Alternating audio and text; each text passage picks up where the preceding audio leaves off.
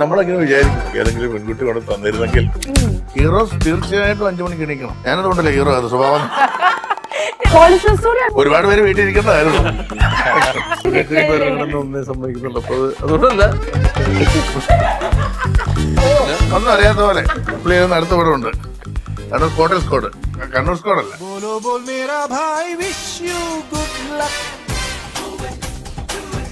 രാജാവിന്റെ മകനും ചിത്രവും ന്യൂഡൽഹിയും ഒക്കെ തിയേറ്ററിൽ അടിച്ചു പൊളിച്ച് ലാലേട്ടന്റെ മമ്മൂക്കയുടെയും നമ്മളെ ഒബ്സർവ് ചെയ്യുന്ന ഒരാൾക്ക് പറയാൻ പറ്റും. ചേട്ടാ ആപ്പിട വേണം ചേട്ടൻ നിശ്ചയമായിരുന്നു. അത് ഞാൻ മനസ്സിലാക്കണം. യൂത്ത് ആണ് നമ്മുടെ ഫ്യൂച്ചർ. ഈ റിയൽ ലൈഫിലേക്ക് വരുമ്പോൾ ഒരു കൂൾ ഡാഡി ആണോ? അത്ഭുതത്തിൽ അഭിനയിക്കുന്നു. ഏറ്റവും റെലവെന്റ് ആയിട്ടുള്ള ഒരു സബ്ജക്ട് തന്നെയാണ് അത് ഈ സിനിമ. എവിടെ ചെന്നാലും നമ്മൾ അധ്വാനിക്കണം.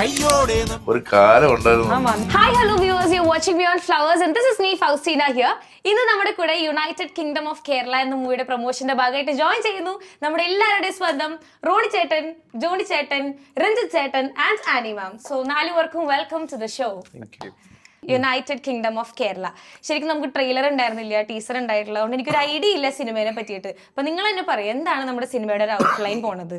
ഇപ്പം ചർച്ച ചെയ്യപ്പെടേണ്ട ഒരു വളരെ ഒരു സോഷ്യലി റെലവെന്റ് ടോപ്പിക്കാ നമ്മുടെ പഠനം ഡിസ്കസ് ചെയ്യുന്നത്. അതൊരു ഫാമിലി എന്റർടൈനർ, പക്ഷെ അതിലൂടെ നമ്മൾ ഈ ചർച്ച ഡിസ്കസ് ചെയ്യുക. ശരിക്കും പറഞ്ഞാൽ ഇപ്പോഴത്തെ ഒരു ജിസ്റ്റ് പറഞ്ഞാൽ നമ്മുടെ നാട്ടിൽ തന്നെ ഒരുപാട് എസ്പെഷ്യലി യങ് പീപ്പിളിനൊക്കെ ഒരുപാട് ഓപ്പർച്യൂണിറ്റീസ് ഉണ്ട്. അവർക്ക് ഇവിടെ ഒരു സ്റ്റാർട്ടപ്പ് ആയാലും ഒരുപാട് കാര്യങ്ങൾ ചെയ്യാം. പക്ഷെ അതൊന്ന് തേടിയൊക്കെ ശ്രമം നടക്കുന്നില്ല ഇവിടെ. എല്ലാവർക്കും പുറത്തുപോയി പഠിക്കണം, PG പുറത്തുപോയി ചെയ്യണം, പുറത്തുപോയി ജോലി ചെയ്യണം എന്ന് പറഞ്ഞ ഒരു ഹൈപ്പില്ല. സോ അവിടെ എന്തോ ഉണ്ടെന്നുള്ളൊരു സംഭവം.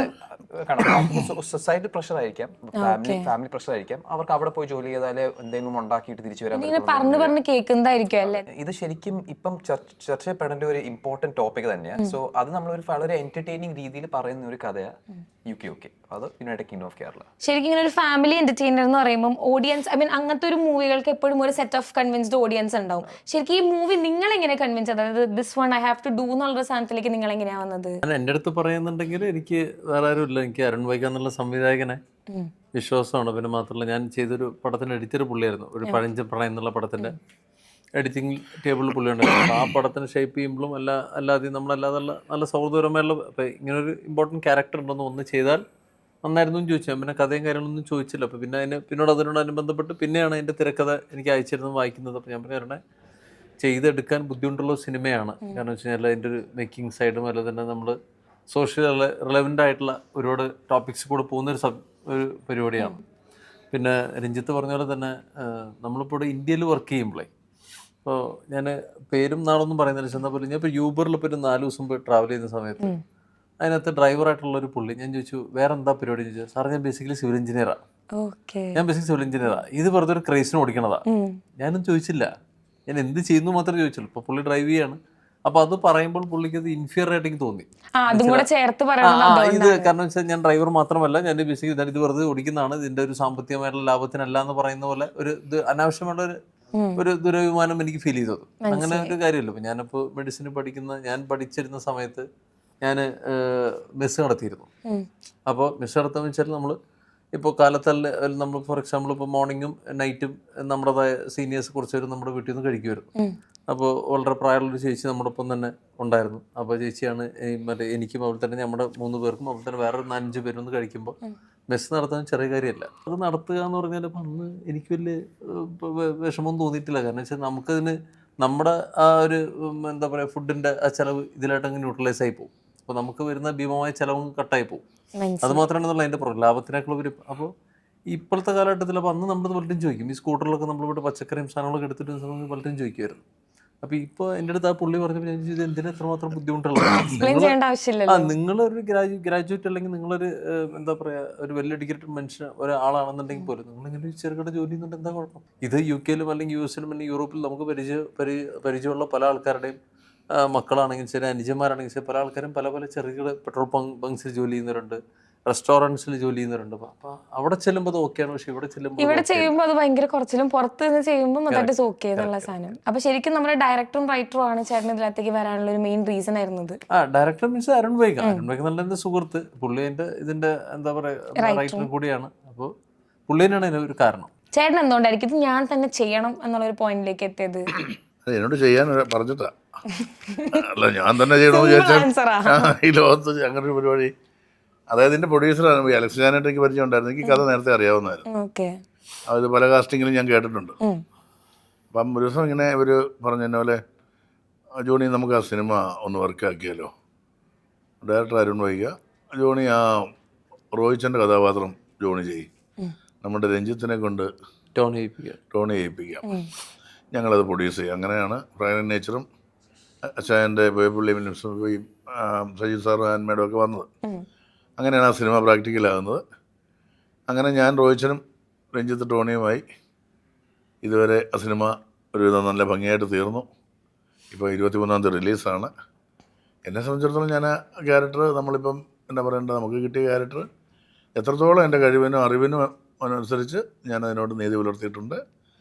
നന്നായി ചെയ്യിക്കാൻ അരുൺ വൈക ശ്രമിച്ചിട്ടുണ്ട്. അരുണിൻ്റെ ഇഷ്ടത്തിനനുസരിച്ച് എനിക്ക് ബിഹേവ് ചെയ്യാൻ കഴിഞ്ഞിട്ടുണ്ടെന്നുള്ളതാണ് എൻ്റെ വിശ്വാസം. പ്രൊഡക്ഷൻ ടീം ഫുൾ സപ്പോർട്ട് തന്നിട്ടുണ്ട്. തീർച്ചയായിട്ടും പ്രൊഡക്ഷൻ പിന്നെ പറയണ്ട, അതുകൊണ്ടാണല്ലോ സിനിമ ഉണ്ടാകുന്നത്.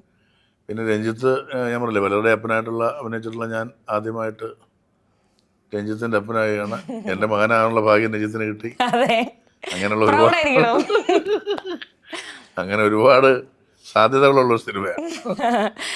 ചേട്ടാ ശരിക്കും എന്തായിരിക്കും, എങ്ങനെയായിരുന്നു ഈ മൂവിയിലേക്കുള്ള ഒരു എൻട്രി? സോ ഞാൻ കൽബ് ഷൂട്ട് ചെയ്ത് കഴിഞ്ഞ സമയത്ത് ഞാൻ ഇത് കേൾക്കുന്നത്. ആ സമയത്ത് അരുണിനെ എനിക്ക് അറിയുന്ന പുള്ളി ഗുണ്ടജൻ ചെയ്യുന്നു, പക്ഷെ അതല്ലാതെ എനിക്ക് പുള്ളിയെ പരിചയമില്ലായിരുന്നു, പേഴ്സണലി അറിയത്തില്ലായിരുന്നു. അപ്പം ഞാൻ കേട്ടപ്പോൾ തന്നെ എനിക്ക് പറഞ്ഞ പോലെ സബ്ജക്ട് ഭയങ്കര റെലവെൻറ്റാണ്. പക്ഷേ ആ സമയത്ത് ഈ ക്യാരക്ടർ ചെയ്യണമെന്ന് എനിക്ക് കുറച്ച് കൺഫ്യൂഷൻ ഉണ്ടായിരുന്നു. കാരണം എനിക്ക് സ്വാഭാവികമായിട്ട് നമ്മൾ ഒരു തുടക്കത്തിലെ ഒരു മൈൻഡ് സെറ്റ് ആയിരിക്കത്തില്ല, നമ്മൾ കുറച്ച് കഴിഞ്ഞിട്ടുള്ള ഒരു മൈൻഡ് സെറ്റ്. എനിക്ക് ആ സമയത്ത് എനിക്കൊരു എൻ്റെ ഒരു നൈവിറ്റി ആയിരിക്കും അത്. എനിക്ക് തോന്നി ഇങ്ങനത്തെ ഒരു ക്യാരക്ടർ ഞാൻ ചെയ്യണോ, ഇത് എൻ്റെ കരിയർ ഗ്രാഫ് എങ്ങനെ ഹെൽപ്പ് ചെയ്യണമെന്ന് ഒരുപാട് കൺഫ്യൂഷൻ ഉണ്ടായിരുന്നു. സോ ആദ്യം ഞാൻ കുറച്ച് വേണ്ടെന്നാണ് വെച്ചത്. പിന്നെ പുള്ളി ഒരുപാട് റീവർക്ക് ചെയ്ത് പിന്നെയും അത് പ്രസന്റ് ചെയ്തപ്പം എനിക്ക് കുറച്ചുകൂടി ഒരു മെച്യൂർ ചിന്താഗതി ഒന്നും എനിക്ക് വിശ്വസിക്കുന്നത്. കാരണം ഐ തിങ്ക് ഇപ്പം ഈ ടോണി എന്ന് പറഞ്ഞ ക്യാരക്ടർ ഒരു ബോയ് നെക്സ്റ്റ് ഡോറാണ് നമ്മുടെ നാട്ടുപുറത്ത് കാണുന്നത്. കാരണം എല്ലാവർക്കും റിലേറ്റ് ചെയ്യാൻ പറ്റുന്ന ഒരു ക്യാരക്ടറാണ്. കാരണം പുള്ളീൻ്റെ സ്ട്രഗിൾസ് നമ്മൾ ഈ പടത്തിലൂടെ കാണിക്കുന്നത്, പുള്ളീൻ്റെ അച്ഛൻ്റെ ഉള്ള കെമിസ്ട്രി, ഫ്രണ്ട്സിനുള്ള കെമിസ്ട്രി, നമ്മുടെ അഞ്ചേട്ടൻ എന്ന് പറഞ്ഞ ക്യാരക്ടർ റോണി ഏട്ടൻ ചെയ്യുന്നത്, പുള്ളീൻ്റെ ഉള്ള കെമിസ്ട്രി. സോ എല്ലാവർക്കും അതിലൊരു റിലേറ്റബിലിറ്റി പോയിന്റ് വരുമെന്ന് ഞാൻ വിശ്വസിക്കുന്നു ആ സ്ട്രഗിളിൽ. കാരണം നമ്മളൊരു ഒരു അണ്ടർഡോഗ് സ്റ്റോറി എന്നൊക്കെ പറയത്തില്ല. കാരണം നമ്മൾ ഒരാൾ ഒരു പ്രേക്ഷകരുടെ നിലയിൽ നമ്മളൊരു പടം കണ്ടിരിക്കുമ്പോൾ നമുക്ക് തോന്നണം, ഇയാൾ അത് നേടിയെടുക്കണം, എന്തെങ്കിലും ചെയ്യണമെന്ന്, അങ്ങനത്തെ ഒരു അങ്ങനെ ഒരു എവറി മാൻ മാത്രമേ അത് പുൾ ഓഫ് ചെയ്യാൻ പറ്റത്തുള്ളൂ. അങ്ങനത്തെ ഒരു ക്യാരക്ടറായിട്ട് എനിക്ക് ടോണിനെ കാണാൻ ഞാൻ തുടങ്ങി. അപ്പം അത് കണ്ടപ്പം ഐ ഫെൽ ദാറ്റ് ഇതിലൊരു പൊട്ടൻഷ്യൽ ഉണ്ട്, ഞാൻ ഇതുവരെ ചെയ്യാത്ത ഒരു ഷെയ്ഡ് എനിക്ക് അവതരിപ്പിക്കാൻ പറ്റുമെന്ന്. കാരണം ഇപ്പം കൽബ് നോക്കി ഇറ്റ്സ് ലവ് സ്റ്റോറി, മൈക്കായാലും ഏകദേശം അങ്ങനത്തെ ഒരു ജോണറിൽ പെടുന്ന ഒരു പടമാണ്, ഗോളം ഒരു ത്രില്ലർ പടമാണ്. സോ ഇതൊരു ഫാമിലി എൻ്റർടൈനർ, പക്ഷെ എന്നാലും ഒരു യൂത്തിനെ റെപ്രസെൻറ്റ് ചെയ്യുന്ന ഒരു പടമാണ്.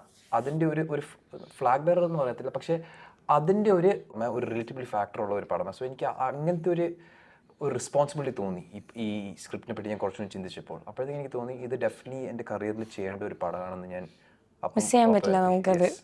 അങ്ങനെ ഞാൻ ഇതിലോട്ട് വന്നു. പിന്നെ ഈ പുള്ളി കഥാപാത്രമായിട്ട് മാറാൻ വേണ്ടിയിട്ട് ജോണി ചേട്ടൻ ആദ്യം ഒരു പരിപാടിക്ക് പ്ലാൻ ചെയ്തു. ജോണി ചേട്ടൻ്റെ ഒരു 10 ദിവസം താമസിക്കാൻ പ്ലാൻ ചെയ്തു. ജോണി ചേട്ടൻ്റെ വേറൊരു പാർട്ണറുണ്ട് ഈ സിനിമയുടെ, അലക്സ് ചായൻ. അയ്യോ വിടല്ലേ, പിന്നെ ഒരിക്കലും തിരിച്ചു വരികയായിരുന്നു. സെറ്റിലുള്ള സമയത്ത് തന്നെ രഞ്ജിത്തിന് ശേഷം മനസ്സിലായി ഇത് കൂടെ പോയി കഴിഞ്ഞാൽ തിരിച്ചറിവ് ഉണ്ടാവില്ല, പിന്നെ പോയി ദേശാടനത്തിലെ പോലെയൊക്കെ അങ്ങ് പോകും. ശരിക്കും നിങ്ങൾ തമ്മിലുള്ള കെമിസ്ട്രി എങ്ങനെ ഉണ്ടായിരുന്നു? ശരിക്കും ഒരു അപ്പൻ മോൻ സംഭവം വർക്കൗട്ട് ആയിരുന്നു? എളുപ്പം കിട്ടാൻ പറ്റിയില്ല എനിക്ക്. അല്ല ഞാനോടത്ത് രഞ്ജിത്ത് ഈ പറഞ്ഞാൽ ഇവിടൊക്കെ പഠിച്ചു വന്നാലേ മൊത്തം ഏറെ പിടിച്ചു നിൽക്കുന്ന ഒരാളായിരിക്കും എന്നൊക്കെ വിചാരിച്ചു. ഞാൻ എന്തായാലും മനസ്സിൽ കണ്ടിരുന്നു ഏത് രീതിയിലുള്ള ആളെയും ഞാൻ എൻ്റെ ചൊൽപ്പടിക്ക് കൊണ്ടുവരുന്നു.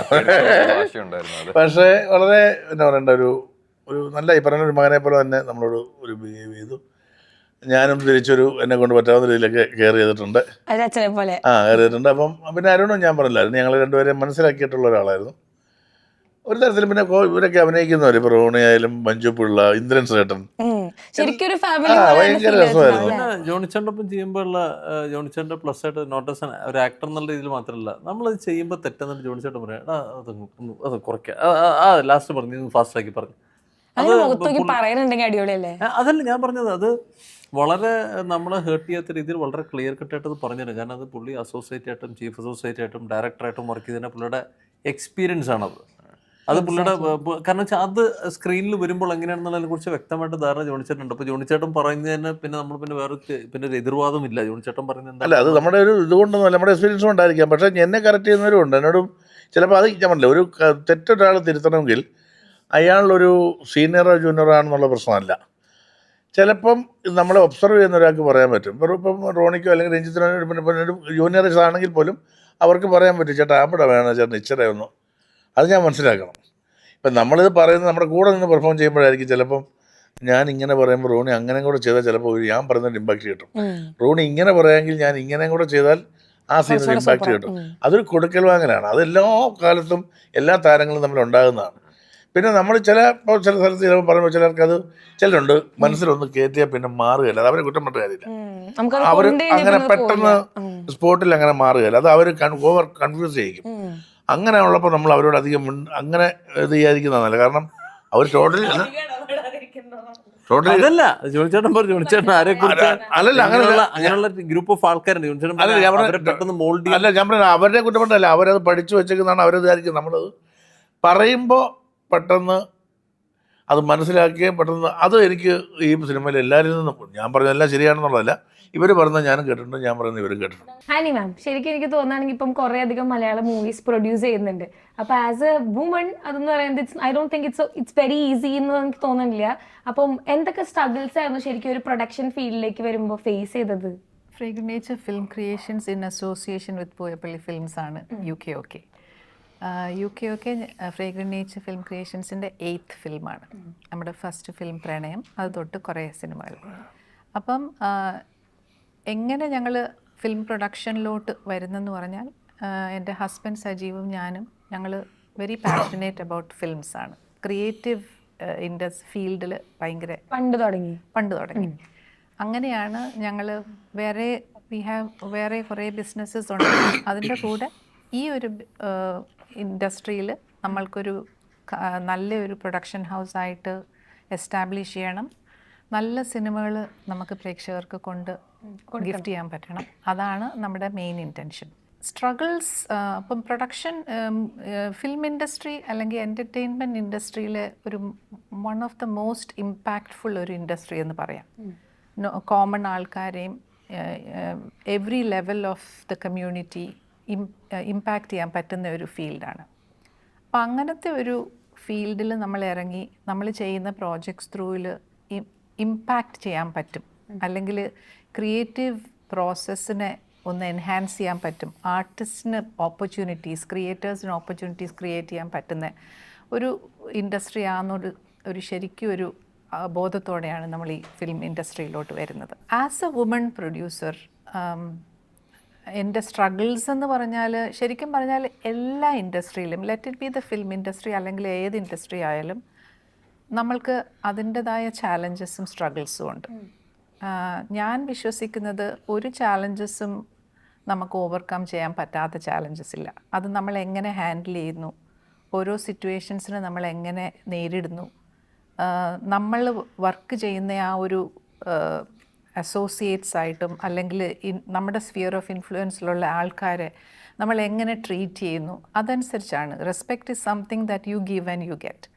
So we believe in A process of ഒരു റെസ്പെക്റ്റബിൾ രീതിയിൽ എല്ലാം നല്ല ഒരു ചിട്ടയിൽ ചെയ്യണമെന്നും അതുപോലെ ആ ഇൻഡസ്ട്രിയിൽ ആ രീതിയിലുള്ളൊരു ഇൻഫ്ലുവൻസും ഇമ്പാക്റ്റ് ചെയ്യണമെന്ന് ആഗ്രഹമുണ്ട്. അപ്പം challenges, I'm not afraid of challenges. So challenges ഇല്ലാതെ സക്സസ് ഇല്ല. അപ്പം ചാലഞ്ചിങ് ഫീൽഡാണ്. ഒത്തിരി ബുദ്ധിമുട്ടുകളും ബാരിയേഴ്സും നമ്മൾ ക്രോസ് ചെയ്യേണ്ടി വരും. But it's very interesting and we are very happy. ശരിക്കും സന്തോഷമുണ്ട് ഇതുപോലത്തെ ഒരു cinema United Kingdom of Kerala Arun Vaiga direct ചെയ്ത് ഇത് ശരിക്കും ഇപ്പം പറഞ്ഞ പോലെ ഒരു ഈ കമ്മ്യൂണിറ്റിയെയും യൂത്തിനെയും നമ്മുടെ കൾച്ചറിനെയും ഇമ്പാക്റ്റ് ചെയ്യുന്ന ഒരു സബ്ജക്റ്റ് ഈ ഒരു സമയത്തിൽ ഏറ്റവും റെലവൻ്റ് ആയിട്ടുള്ള ഒരു സബ്ജക്റ്റ് തന്നെയാണ്. യങ്സ്റ്റേഴ്സിന് ഓപ്പർച്യൂണിറ്റീസ് ഉണ്ടോ ഇല്ലയോ എന്നുള്ളൊരു റെക്കഗ്നിഷൻ. അതിനുവേണ്ടി നമ്മളുടെ കമ്മ്യൂണിറ്റി ആസ് പേരൻസ് അല്ലെങ്കിൽ ഗവൺമെൻറ് അല്ലെങ്കിൽ കമ്മ്യൂണിറ്റിയിലുള്ള എല്ലാ ഇൻഡിവിജ്വൽസിനും ഒരു റെസ്പോൺസിബിലിറ്റി ഉണ്ട് ടുവേർഡ്സ് ദ യൂത്ത്. യൂത്താണ് നമ്മുടെ ഫ്യൂച്ചർ. അപ്പോൾ അവരുടെ ചാലഞ്ചസിനെ, അവരുടെ ആഗ്രഹങ്ങളിനെയും അവരുടെ ലൈഫിനെയും നമുക്ക് കറക്റ്റ് രീതിയിൽ നമുക്കൊന്ന് ഗൈഡ് ചെയ്യാനോ അല്ലെങ്കിൽ അവർക്ക് ഓപ്പർച്യൂണിറ്റീസ് ക്രിയേറ്റ് ചെയ്യാനോ പറ്റുമോ എന്നുള്ളൊരു അവയർനെസ്സാണ്. ഇറ്റ്സ് ശരിക്കും ഭയങ്കര റെലവൻ്റ് ആണ് അത് കേരളത്തിൽ. അപ്പം അങ്ങനത്തെ ഒരു സബ്ജക്റ്റ് നമുക്ക് ഇപ്പം അത്യാവശ്യമാണ്. അത് ഈ സിനിമ ത്രൂവിൽ യുണൈറ്റഡ് കിങ്ഡം ഓഫ് കേരള ത്രൂവിൽ നമ്മൾ through the media of film we want to gift it. So we happy. Okay ma'am, ഈ പറഞ്ഞ പോലെ ഇപ്പം കേരളത്തിൽ ഇപ്പം റെലവൻസ് ആണെന്ന് തോന്നുന്നത്. അതായത് ഇപ്പം എല്ലാവരും ഈ പറഞ്ഞ പോലെ ജീവിതം രക്ഷപ്പെടണമെങ്കിൽ പുറത്ത് പോകണം, അല്ലെങ്കിൽ ഇവിടെ ഒന്നും ഇല്ല എന്നുള്ളൊരു സംഭവത്തിലേക്ക് വരുന്നുണ്ടല്ലോ. നിങ്ങൾക്ക് എപ്പോഴെങ്കിലും തോന്നിയിട്ടുണ്ടോ പുറത്ത് പോയി വർക്ക് ചെയ്യണം എന്നോ, അല്ലെങ്കിൽ ആ ഒരു ഇനീഷ്യൽ ടൈമിലോ അല്ലെങ്കിൽ കോളേജ് കഴിഞ്ഞ് നിൽക്കുന്ന ടൈമിലൊക്കെ നിങ്ങൾക്കൊക്കെ എപ്പോഴെങ്കിലും തോന്നിയിട്ടുണ്ടോ പുറത്ത് പോകണമായിരുന്നു അല്ലെങ്കിൽ അവിടെ പോയി സെറ്റിൽ ആവണം എന്നൊക്കെ? എനിക്ക് തോന്നിയിട്ടില്ല. എൻ്റെ പാരൻസിനും ഭാര്യയ്ക്കൊക്കെ തോന്നിയിട്ടുണ്ട്. പക്ഷെ ആ തോന്നൽ എനിക്ക് ഉണ്ടായിട്ടില്ല. ചേട്ടൻ തോന്നിയിട്ടുണ്ടായിരുന്നോ? ഇല്ല, എന്നോട് ഈ പറഞ്ഞ പോലെ സിനിമയിലേക്ക് പോകുന്നതിന് മുമ്പ് ഒരു പ്രീ ഡിഗ്രി ഒക്കെ കഴിഞ്ഞ ആ സമയത്ത് എന്നോട് പറഞ്ഞായിരുന്നു, ഓപ്പോസിറ്റ് വീട്ടിലൊരു അപ്പച്ചായെന്ന് പറഞ്ഞാണ്, പുള്ളിയോട് പറഞ്ഞാൽ ഗൾഫിലേക്കൊരു വിസ. അപ്പം എൻ്റെ മനസ്സ് മുഴുവൻ സിനിമയാണ്. അപ്പോൾ ഞാൻ പറഞ്ഞു അതിന് ട്രേഡ് എന്തെങ്കിലും വേണം, അല്ല ചുമ്മാ ഒന്നും പറഞ്ഞിട്ട് അങ്ങനെ ട്രേഡൊന്നും എടുത്തില്ല. ഞാൻ നേരെ മദ്രാസിന് പോയി. ഇതായിരുന്നു എൻ്റെ ട്രേഡ്. പക്ഷെ അതൊരു ലൈഫ് ടേണിംഗ് പോയിന്റ് ആയിരുന്നു. അല്ല, അന്നൊക്കെ നമ്മൾ പ്രത്യേകിച്ച് എനിക്ക് തോന്നുന്നു നമ്മുടെ നാട്ടിലെ ആദ്യത്തെ ഗൾഫുകാരന്. ഗൾഫ് എന്നൊക്കെ പറഞ്ഞാൽ അന്ന് ഭയങ്കര, ഇന്ന് UK ഇന്ന് യൂറോപ്പ് എന്ന് പറയുന്ന പോലെ ഒരു ഗൾഫ് എന്ന് പറഞ്ഞാൽ എന്തായിരുന്നു, കോറിയും കൊടയും അക്കയുടെ വലിയ ടേപ്പ് റെക്കാർഡും ഒരു കാലം ഉണ്ടായിരുന്നു. അയ്യോ, ടീഷർട്ടും അര നിൽക്കാത്തൊരു കയ്യിലേയും ഒരു കാലം. അതിപ്പോ സ്വപ്നം കാണാത്ത ആരുമില്ല. പിന്നെ ഗൾഫിൽ പോകണമെന്ന് ആഗ്രഹിച്ചവരുണ്ട്. ഇപ്പൊ ഞാൻ പറഞ്ഞല്ലോ, പുറത്തു പോയി പഠിക്കണമെന്നും ജോലി ചെയ്യണമെന്നും വലിയ ആളാവണമെന്നും ആഗ്രഹിക്കുന്ന ഒരുപാട് പേര് ഇപ്പോഴും ഉണ്ട്. അതൊന്നും തെറ്റല്ല. പക്ഷെ സക്സസ് അവൻ പോകുന്നത് എന്തിനു വേണ്ടി? ഇവിടെ ഗതിയില്ലാഞ്ഞിട്ടാണോ പോകുന്നത്? അതോ അവിടെ എന്തെങ്കിലും നമുക്ക് വേണ്ടി പൊതിഞ്ഞു വെച്ചിട്ടുണ്ടോ? അവിടെ ചെന്നോണ്ട് എന്നാ പറയുക, എടുത്ത് പോകുന്നവരാ. എവിടെ ചെന്നാലും നമ്മൾ അധ്വാനിക്കണം, അല്ലേ? സ്ട്രഗിളാണ്. അവിടെ ഇവിടെ ഒരു സാധ്യത ഉണ്ടോ, അത് ഉപയോഗിച്ചുകൂടെ എന്നൊക്കെ പറഞ്ഞ ഒരുപാട് ചോദ്യങ്ങൾ. ഇപ്പം മാഡം പറഞ്ഞൊരു കാര്യം വളരെ കറക്റ്റാണ്. കാരണം ഈ സമൂഹത്തോട് കലാകാരന്മാർക്കും അതുപോലെ തന്നെ ഇപ്പം മേഡമൊക്കെ ബിസിനസ്സുകാരാണ്, അല്ലേ? പക്ഷെ അവരുടെ മനസ്സിൽ കലയുള്ളതുകൊണ്ടാണ് ഇങ്ങനത്തെ ഒരു കാര്യത്തിലേക്ക് ഇറങ്ങിക്കുന്നത്.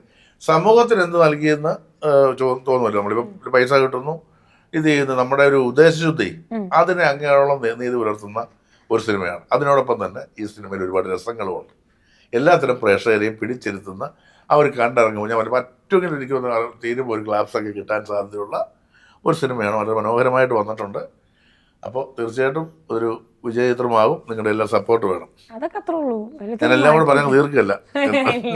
ശരിക്കും കുറെ ആൾക്കാർ ഹോമിനെ ഡിഫൈൻ ചെയ്യേണ്ടത് ഒരു കംഫർട്ട് സ്പേസ്. ചിലപ്പോൾ ഒരാളായിരിക്കാം, ഇപ്പോഴത്തെ ഒരു ജനറേഷൻ ഒരാളെ നമ്മൾ ഹോമാന്ന് പറയും, കാരണം എൻ്റെ ഒരു കംഫർട്ട് സ്പേസ് ആണെന്ന് പറയും. അപ്പൊ ശരിക്കും നിങ്ങളുടെയൊക്കെ പെർസ്പെക്റ്റീവിൽ എന്താണ് ഹോം? അതായത് പണ്ട് ഒരു പറഞ്ഞിട്ടുണ്ട്, ഒരു പരമപ്രധാനമായിട്ടൊരു കലാകാരൻ്റെ ഏറ്റവും വലിയ ലക്ഷ്യം അവൻ ചെയ്യുന്ന പ്രവൃത്തിയിലൂടെ വയറ് നിറയ്ക്കുക എന്നുള്ള, അല്ലെ ഭക്ഷണം കഴിക്കുക, ജീവിക്ക് പോകുക എന്നുള്ള ആ ജീവിതം ഞാൻ ഏറ്റവും ഇഷ്ടപ്പെടുന്ന സിനിമയിൽ തന്നെ ജോലി ചെയ്ത് അതിൻ്റെ ശമ്പളം കിട്ടി എൻ്റെ മക്കളെ പഠിപ്പിച്ച് അവർ കടമകൾ, നമ്മളൊരു അപ്പനാണ്, മകനാണ്, അളിയനാണ്, ആങ്ങളെയാണ്, ചേട്ടനാണ്, സുഹൃത്താണ്, ഒരുപാട് സമൂഹത്തിൽ ഒരുപാട് റോളുകൾ നമ്മൾ ചെയ്യുന്നു.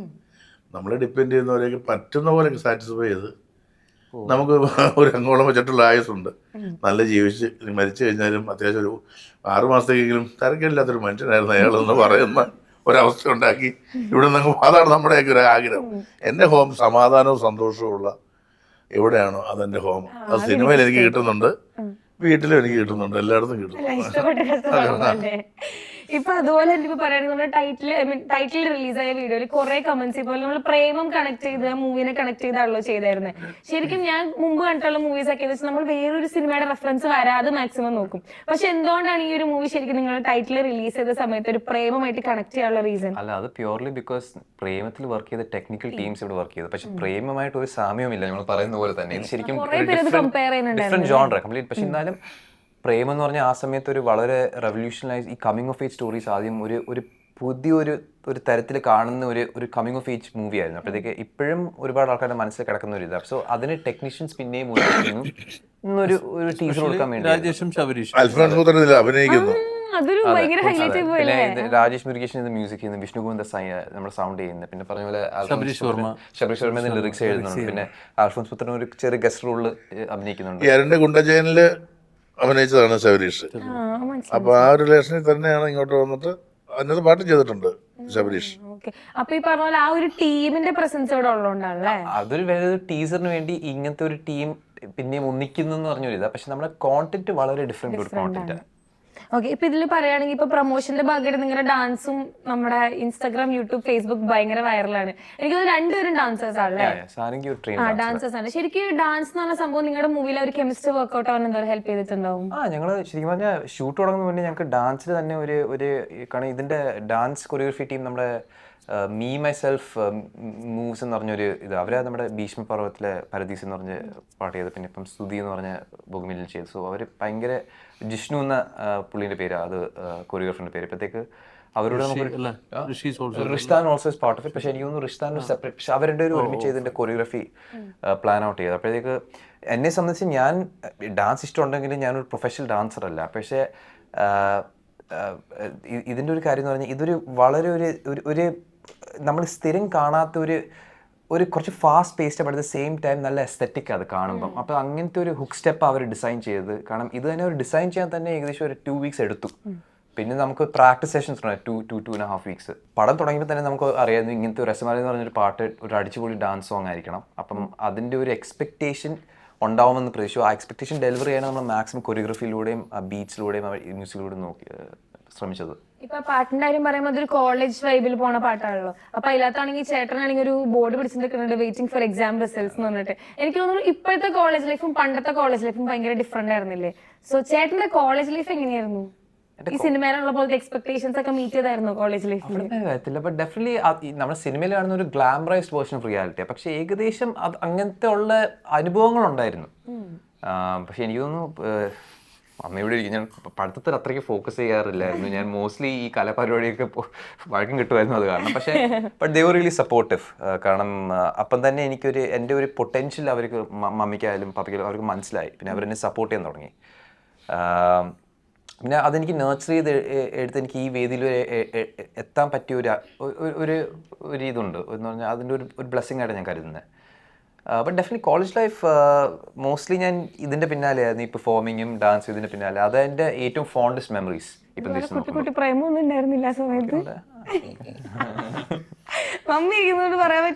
അല്ല അങ്ങനെയൊന്നുമല്ല. ഡെഫിനറ്റ്ലി എല്ലാവർക്കും ഉള്ള അനുഭവങ്ങളല്ലേ. എനിക്ക് പ്രേമന്തിനുണ്ടായിരുന്നു. അല്ല നമ്മള് ഒരു പാലോട്ട് അങ്ങോട്ടും ശരിക്കുള്ള പ്രേമത്തിന്റെ കാര്യം പറയുമ്പോൾ മാം ഇങ്ങനെ നോക്കിയിട്ടുണ്ടായിരുന്നു. മാമിനോട് പറയായിരുന്നു അങ്ങനെ ഉണ്ടായിരുന്നൊക്കെ. ആക്ച്വലി ഞാനും എൻ്റെ മക്കളും we are more like friends. ഞങ്ങൾ വഴക്കൂടും. We take advice from the children also.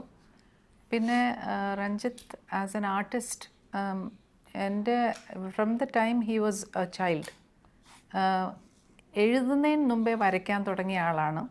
നടക്കുന്നതിന് മുമ്പേ ഡാൻസ് ചെയ്യാൻ തുടങ്ങിയ ആളാണ് Ranjith. So as A mother ഞാൻ ഏറ്റവും വെൻ ഹി വാസ് ശരിക്കും ചെറുതായിരുന്നപ്പം തന്നെ അവനൊരു ആർട്ടിസ്റ്റ് ആണെന്ന് ഒരു റെക്കഗ്നിഷൻ ഉണ്ടായിരുന്നു. അക്കാഡമിക്കലി ഓൾദോ അവൻ പറയുന്നു അവൻ ഗുഡ് അല്ലായിരുന്നു, ആ ഫോക്കസ് ഇടാത്തതുകൊണ്ടാണ്. ഒന്ന് ഫോക്കസ് ഇട്ട് കഴിഞ്ഞാൽ he use to really do well. പക്ഷേ that artist in him was something that ഞങ്ങൾ ഏർലി ആയിട്ട് റെക്കഗ്നൈസ് ചെയ്തു. പിന്നെ ഐ ഹാവ് ഒരു മോളുണ്ട്. രണ്ടുപേരുടെയും പാഷൻസ് ആൻഡ് ഡ്രീംസിനെ നമ്മൾ സപ്പോർട്ട് ചെയ്യണം. നമ്മളല്ലാതെ വേറെ ആരുമല്ല സപ്പോർട്ട് ചെയ്യാൻ പോകുന്നത്. സോ അവരുടെ മോസ്റ്റ് ഹാപ്പി സ്പേസ് അതിനെ സപ്പോർട്ട് ചെയ്യണം. അതിൽ ഏറ്റവും നല്ല രീതിയിൽ അവരതിൽ ഇവോൾവ് ചെയ്ത് വരണമെന്നുള്ള ആഗ്രഹിക്കുന്ന പേരൻസാണ്. സോ ഈ കമ്മിറ്റ്മെൻറ്റും റെസ്പോൺസിബിലിറ്റിയും ഉള്ള ഒരു പേഴ്സണാണ്. So we wish him the very best. സ്വന്തം അമ്മയുടെ ഇങ്ങനെ കേൾക്കാന്നൊക്കെ പറഞ്ഞൊരു പ്രൗഡ് മൊമെന്റ് അല്ലേ ശരിക്കും?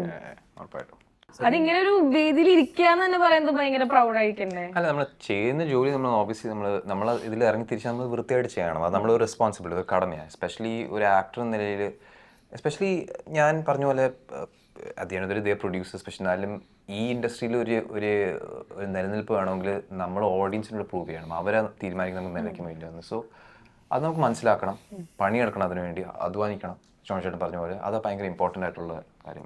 പിന്നെ എനിക്ക് ഒരു വിശ്വാസം, നമ്മൾ ഹാർഡ് വർക്ക് ചെയ്താൽ എപ്പോഴെങ്കിലും ഇന്നലെ നാളെ അത് പേ ഓഫ് ചെയ്യും. രഞ്ജിത്ത് പഠിച്ച് നല്ലൊരു ഡിഗ്രി എടുത്തതിന് ശേഷമാണ് ആക്ടിങ്ങിലേക്ക് ഇറങ്ങിയിരിക്കുന്നത്. അപ്പൊ അല്ലേ, എങ്ങനെയോ കഷ്ടിച്ച് അല്ല ഞാൻ പറഞ്ഞത്, അല്ല അതും അല്ല, അത് സേഫ് ആക്കാതെ വലിയ കാര്യമല്ലേ. സത്യം, എഡ്യൂക്കേഷൻ ഞാൻ നിങ്ങൾക്ക് വേണ്ടി ഇത് ചെയ്തിട്ടുണ്ട്, ഇനി എന്റെ ഇഷ്ടം എന്ന് പറഞ്ഞാൽ അതിനൊരു ഒരു എന്നാ പറയുന്ന ഒരു അന്തസ്സുള്ള യുദ്ധത്തിന്റെ ഒരു ഇതിൽ കാണാൻ കിടക്കുന്ന പോലെ ഇനി ഒരു ഇവരുടെ ഇരിക്കുന്ന ഇപ്പൊ പിന്നെ മാഡം സംസാരിച്ചതും ഞാനിപ്പോ ഒരു അമ്മയും മോനും തമ്മിലുള്ള ഇത് വെച്ച് പറയാണ്, ഇവരുടെ സന്തോഷങ്ങൾ കാര്യങ്ങളും എനിക്ക് കാണാൻ കിടക്കുന്നേ ഉള്ളൂ. കാരണം ഓരോ ദിവസവും ഇനിയും അമ്പരപ്പിക്കുക എന്നുള്ളതായിരിക്കണം മോന്റെ ദൗത്യം. അമ്പരക്കാൻ തയ്യാറായിക്കോ. ചേട്ടന്റെ കോളേജ് ലൈഫ് എങ്ങനെയായിരുന്നു? എനിക്ക് തോന്നുന്നു ഇപ്പത്തെ കോളേജ് ലൈഫിലൊക്കെ ഭയങ്കര ഡിഫറെന്റ് ആയിരുന്നു അന്ന്. സോ അന്നത്തെ കോളേജ് ലൈഫ് എങ്ങനെയായിരുന്നു? കുറച്ചുകൂടെ ഡീറ്റെയിൽ ആയിട്ട് റോണി പറയുന്നു. കാരണം ഞാൻ കാരണം ഡോക്ടറാണ്, ഒരുപാട് കോളേജ് ലൈഫ് കിട്ടിയ ആളാണ്. എനിക്ക് 2 കൊല്ലം ഗതികേട് കൊണ്ട് കിട്ടിയുള്ളൂ. പ്രീ ഡിഗ്രിയെ വരെ പഠിച്ചുള്ളൂ. പ്രീ ഡിഗ്രി അതുണ്ടായിരുന്നതുകൊണ്ട് കോളേജ് പോകാൻ പറ്റി. ഇംഗ്ലീഷ് പോയി, ഇമ്പ്രൂവ് ചെയ്യാൻ നിന്നില്ല, മദ്രാസിന് പോയി. അതുകൊണ്ട് ഡയറക്ടറായി ഇവിടെ ഇരിക്കുന്നു. അപ്പൊ പക്ഷേ ഞാൻ പറഞ്ഞല്ലോ, വളരെ നല്ലൊരു കാലഘട്ടമായിരുന്നു. പ്രത്യേകിച്ച് 87-88 കാലഘട്ടമായിരുന്നു. രാജാവിന്റെ മകനും ചിത്രവും ന്യൂഡൽഹിയും ഒക്കെ തിയേറ്ററിൽ അടിച്ചു പൊളിച്ച് ലാലേട്ടന്റെ മമ്മൂക്കയുടെയും പുഷ്കരകാലത്തായിരുന്നു നമ്മുടെ ഏറ്റവും, ഇപ്പോഴും പുഷ്കരകാലം തന്നെ, പക്ഷെ അത് വേറൊരു രസമുള്ള കാലം. ആ സമയത്താണ് കോളേജിലെ കമ്പൈൻ ക്ലാസ് ആയിരുന്നു. അതുകൊണ്ട് തന്നെ നമുക്ക് പറയാൻ പറ്റാത്ത കുറെ പ്രണയങ്ങളുണ്ടായിരുന്നു. ഇവർ ചോദിക്കാൻ പറ്റിയിട്ടില്ല. ഐ ലവ് യു എന്ന് പറയാനുള്ള ധൈര്യമില്ലായിരുന്നു. അതൊക്കെ പിൽക്കാലത്ത് നമ്മൾ അവരെയൊക്കെ കണ്ടിട്ടുണ്ട്. ദൈവമേ, അന്ന് പറയാനും പറ്റിയില്ല ഏതാ. പക്ഷെ എന്നാ പറയുന്നത്, 2 കൊല്ലം ഉള്ളെങ്കിൽ ഞാൻ നന്നായിട്ട് എൻജോയ് ചെയ്തു മാക്സിമം. പിന്നെ അത് തീർച്ചയായിട്ടും എനിക്ക് ആകെപ്പാട് സാർമാരൊക്കെ പറയായിരുന്നു, ഒന്ന് ഡിഗ്രി എടുക്കുക മര്യാദക്ക്. പക്ഷെ ഇംഗ്ലീഷ് എനിക്കറിയാം, ഇംഗ്ലീഷ് ഒരിക്കലും കിട്ടില്ല. ശ്രമിച്ചിട്ടും കാര്യമില്ല. വേറെ ചെന്നൈ വിട്ടടിച്ചു. ചേട്ടാ എങ്ങനെയുണ്ടായിരുന്നു കോളേജ് ലൈഫ്? ഈ പറഞ്ഞ പോലെ പ്രേമങ്ങളൊക്കെ ഉണ്ടായിരുന്നു? പ്രൗഡ്ലി എങ്ങനെയുണ്ടായിരുന്നു? അല്ല, ഒരു പ്രേമമാണ് വീട്ടിയിരിക്കുന്നത്. ബാക്കി കോളേജ് ലവ് സ്റ്റോറി ആണോ? കോളേജ് ലവ് സ്റ്റോറി ആയിരുന്നു. ഒരുപാട് പേര് വീട്ടിലിരിക്കേണ്ടതായിരുന്നു. എങ്ങനെയോ ഭാഗ്യത്തില് ഒരാളെ സമ്മതിക്കുന്നുള്ളൂ അല്ലേ, ഭരണഘടന ഒന്നേ സമ്മതിക്കുന്നുള്ളൂ. അപ്പൊ അതുകൊണ്ടല്ല മറ്റേ അല്ലെങ്കിൽ എനിക്ക് അതിന് ഒരാളിപ്പോ വീട്ടിലിരിക്കുന്നത്. അല്ല, ജോൺസൺ പറഞ്ഞാല് 90s എൻഡിലാണ് ഞാനൊക്കെ പ്രീ ഡിഗ്രി. അപ്പൊ ആ ടൈമിൽ പറഞ്ഞാല് FB മീൻസ് ഒന്നും ഇല്ലല്ലോ. അപ്പോ ആ കൂടി ചെയ്യാൻ പറ്റുന്ന ഹംസങ്ങളാണ്. പിന്നെ നമുക്ക് ധൈര്യമുള്ളവന്മാർക്ക് പേപ്പറിൽ എഴുതി കൊണ്ട് കൊടുക്കാം. അതിന്റെ റെസ്പോൺസ് അനുസരിച്ചിരിക്കും മുമ്പോട്ടുള്ള കാര്യങ്ങള്. അല്ല, എനിക്ക് ഇങ്ങോട്ടും കിട്ടിയിട്ടുണ്ട്, അങ്ങോട്ടും കൊടുത്തിട്ടുണ്ട്. അല്ല, ഞാൻ അങ്ങോട്ട് പറഞ്ഞില്ലല്ലോ. നമ്മൾ പല സമയം 99% ലോകത്തുള്ള പ്രണയത്തിൽ മുഴുവൻ ആണുങ്ങൾ അങ്ങോട്ട് അല്ലാതെ ഇങ്ങോട്ടൊക്കെ നമ്മളിങ്ങനെ വിചാരിക്കും, ഏതെങ്കിലും പെൺകുട്ടി കൊണ്ട് തന്നിരുന്നെങ്കിൽ ഒരിക്കലും ഉണ്ടാവില്ല. അങ്ങനൊരു വ്യാമോഹം വേണ്ട. നമ്മുടെ ജനറേഷനിലുള്ള ഒരു പ്രോബ്ലമാണ് ഇപ്പോഴും. അത് നേരെ പ്രണയങ്ങളും കുറവാണ് അല്ലെ. ഇപ്പൊ പ്രണയമാണോ ഫ്രണ്ടാണോ ഒരു പിടിയില്ല.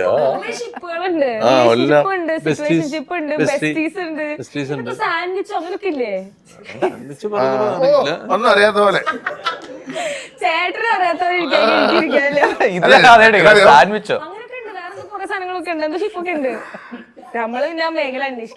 മൊബൈൽ എടുത്ത് ഇൻസ്റ്റയുടെ മെസ്സേജ് തുറന്ന് അറിയാം, മൊബൈൽ പൊട്ടിത്തെറിക്കും. മൊബൈൽ എടുക്കുന്നില്ല.